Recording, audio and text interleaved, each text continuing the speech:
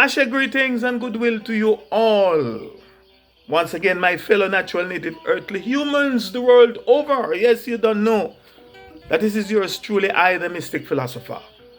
And welcome to part 4, the continuation of my talk titled, Can Africa be set free?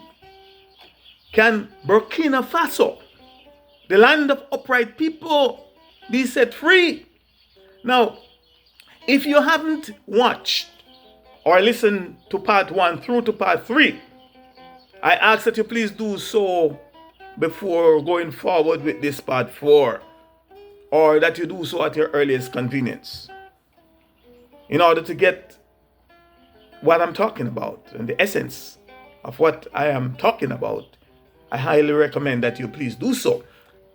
And so, my dearly beloved listeners, as mentioned before in the 3 previous episodes, our source and our most honorable African ancestors have called upon, spiritually anointed, and has risen up a young man that is making most of us Africans and most of us, the ascendants of Africans in the diaspora, who are not ashamed of who we are.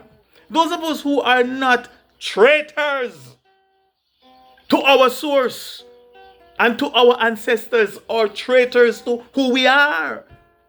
We, the people of the sun, also known as the sun people, the highly enriched melanin, the highly enriched carbon skin people, we who are not ashamed of our source, we who are not ashamed of our ancestors' gods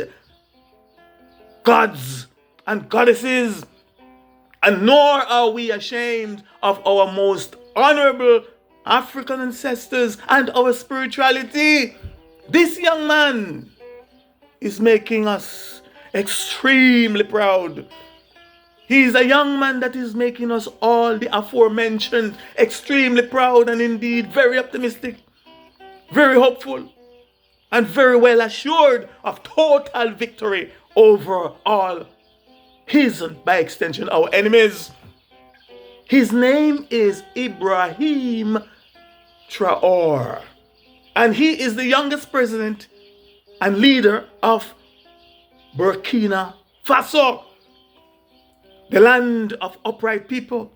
He's also the youngest president and leader on the continent of Al-Kibio land, commonly known today as Africa. He is also known as the youngest president today in the world. He is the young man risen up at the right time, with the right idea, the right vision, and the tenacity to ethically, morally, and otherwise stand up to and subdue all his enemies and fight to free his people. And to further emphasize this fact, I will borrow and share with you 2 timeless and very profound quotes. The first quote is from the late Victor Hugo, and I quote, "No force on earth can stop an idea whose time has come," unquote. And the late Ralph Waldo Emerson also said, and I quote, "The mind, once stretched by a new idea, never returns to its original dimension," unquote. And with those 2 factual and profound quotes in mind, I, the Mystic Philosopher, in the name of our source and the spirits of our most honorable warrior ancestors, hereby proclaimed that no one, no sadistic and immoral man or men or woman, be they kings, queens, presidents, prime ministers, army generals, subjects or peasants, no sadistic and immoral military army or armies, country or countries, you name it or you name them, but nothing or no one can withstand the strength of a young man who our source and most honorable ancestors have divinely risen up spiritually anointed and ordained with the right idea and the right vision, and whose time has come. Now, those of you, my listeners and viewers, who have been listening and watching me over the years, who have read some of my writings on my blog, listened to some of my music and recorded messages, truthics in songs, those of you that have attended some of my past talks or lectures and listened to me speak and share some of my unique perspectives, interpretations, and insights on many different topics. Topics including mental, spiritual, and physical health, philosophy, spirituality, the occult, metaphysics, esoteric teachings, spells and curses, etc.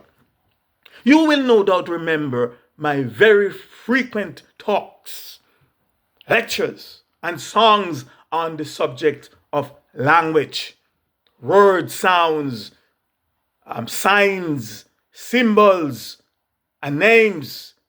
And you will no doubt also remember me talking on multiple occasions about the importance of names and why it is imperative that you know, or that we know, the meanings and definitions of the names that we bestowed upon our children, or that we call our children. How it is important to know, understand, and understand what is in a name, and the positive and negative impact of our name on our character, and how it or they do influence our lives, etc. You will also remember me talking about the word, the label, and name black, and explaining why it is not a good word or a good name to be called, labeled, listed, marked, or denoted by. Now, here this young man, Ibrahim Traore, is a great and practical example of what I've been talking about and what I'm talking about. Let me quickly dissect his name and explain why it was not by accident that he was given that name, and how he is the living embodiment of his name. In other words, so that you can see how he is manifesting all the meanings, definitions, and characteristics that are enveloped, that are packaged in that word or in his name. Now, according to a website called namesdiscoveries.com, and I quote, the surname Traore is of West African origin, particularly common among the Malinke people of Mali, Guinea, and Ivory Coast. It is derived from the Mandinka language, where Tra means to be, and or means born. Therefore, Traore can be interpreted to mean born to be, or one who is destined to be. It is a popular surname among the Malinke people and is often associated with nobility and leadership, unquote. Second, according to Wikipedia, and again I quote, Ibrahim is the Arabic name of the prophet and patriarch Abraham, and one of Allah's messengers in the Quran, unquote. And third, according to QuranicNames.com, and I quote, Ibrahim is the name of one of the most important prophets in the Quran, unquote. So just from these three references, we can logically and factually conclude that the name Ibrahim Traore, by meaning and definition, for all practical purposes, is born to be a prophet, one who is destined to be a prophet. This young man was born to be a prophet. His name said it all. And what is the coincidence, if at all any, that he was born and raised in the country on the African continent called Burkina Faso? Let us look and examine the name Burkina Faso for a moment.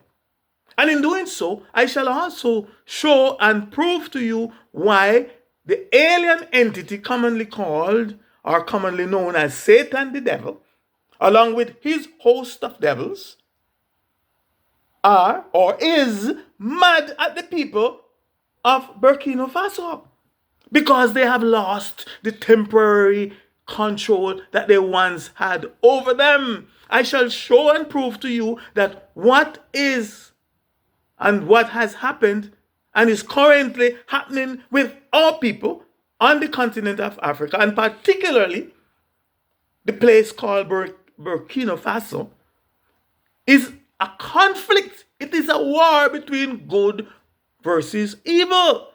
I shall also show and prove to you that Satan, along with his host of devils, have mind-picked,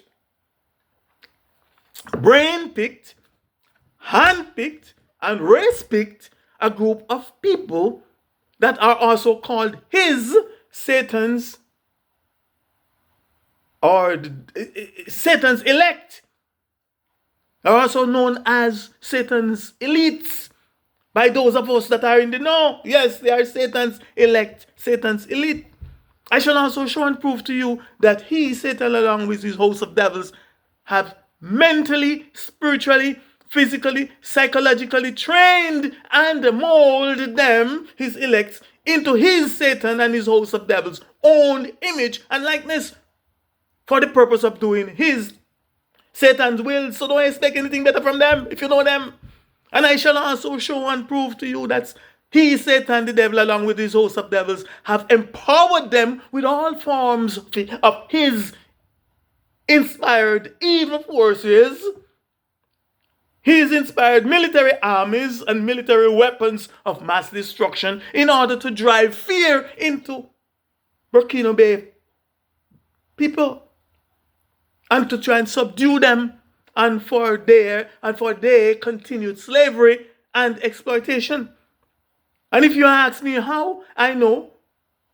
And my very simple and straightforward answer is this: it is by their fruits, meaning their actions, their behavior, their works, and their deeds. That is how you shall know them. That is how I, the Mystic P, also know them. Now, according to a website called AfroLegends.com, and I quote, Burkina from Moor means men of integrity. Burkina means men of integrity, while Faso in Daola means fatherland. Thus, Burkina Faso is the land of upright people, or the land of honest people. So in summary, the word Burkina, by meaning and definition, is men of integrity, men of honesty, men of rectitude, men of candor, men of forthrightness, men of goodness, men of honor, men of principle, men of probity, men of sincerity, men of virtue, aka virtuous men. And the list of greatness goes on and on. While the word Faso in Dola means fatherland. Thus, Burkina Faso is the land of upright people, or the land of honest people, the land of people of honor, the land of virtuous people. And the list goes on and on of their greatness, describing their virtues and greatness. Now, my question and challenge to you, all my listeners, and to the entire world, can you name or point out to yours truly, I, the Mystic Philosopher, just one country or one group or one race of people, its leaders, or its leader or its leaders, its government, that is the known and declared enemy of this young man and prophet, this young leader and prophet Ibrahim Traore, and the Burkina Faso people, that fits the description or the definition, or at the very least that is aspiring to the definition of Burkina and the Burkina Bay people? Please just name one. Just name I, the Mystic Philosopher, just one leader or any of these countries and peoples that are the known and declared enemy of this leader, and that is doing all that is and within their power, his or her power, to not only try and sabotage this young leader and his vision, but also to unalive him. Please name such a one that can measure up to the definition of Burkina. Now, one that is a man of or woman of or a man of integrity, men or women of honesty, men or women of rectitude, men or women of candor, of forthrightness, you name it, just one. And I know the answer, that it's no, not one. You can't name one.